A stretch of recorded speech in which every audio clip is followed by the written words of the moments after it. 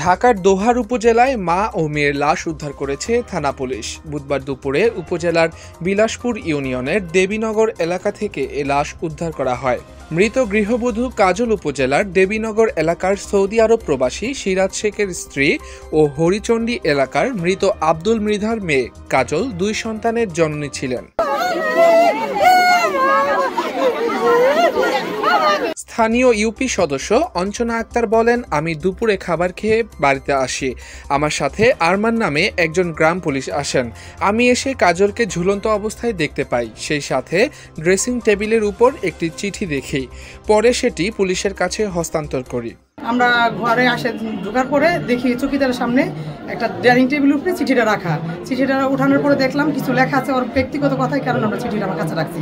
আমি ward member দেখে আমি রেখে নিয়ে আরমান চৌকিদারের কাছে দিছি। উদ্ধারকৃত চিরকুটে যা লেখা ছিল, সবার কাছে একটি অনুরোধ, আমার লাশটি পোস্টমর্টেমে দিয়েন না, আর আমার স্বামীরে আমার লাশটি দেখায়েন না। যদি দেখান আমি মরেও শান্তি পাবো না। সবার কাছে আমি ক্ষমা চাইতেছি। যদি কোনো ভুল করে থাকি তাহলে আমাকে মাফ করে দিবেন। মা আমার খাদিজাকে দেখে রেখো আর তোমার কাছে রেখো। আমার মরা লাশটা যেন আমার বাবার বাড়ি থেকে দাফন করা হয়। পুলিশ সূত্রে জানা যায়, নিহত কাজলের লাশ তার শয়ন কক্ষ থেকে ফ্যানের সাথে ওড়না পেঁচানো অবস্থায় উদ্ধার করা হয়। সেই সাথে কাজলের 1.5 বছরের শিশুকন্যা তাবাসুমের লাশ বিছানায় শোয়া অবস্থায় উদ্ধার করা হয়। প্রাথমিকভাবে ধারণা করা হচ্ছে কাজল তার সন্তানকে হত্যা করার পর নিজেও গলায় ওড়না পেঁচিয়ে আত্মহত্যা করেন।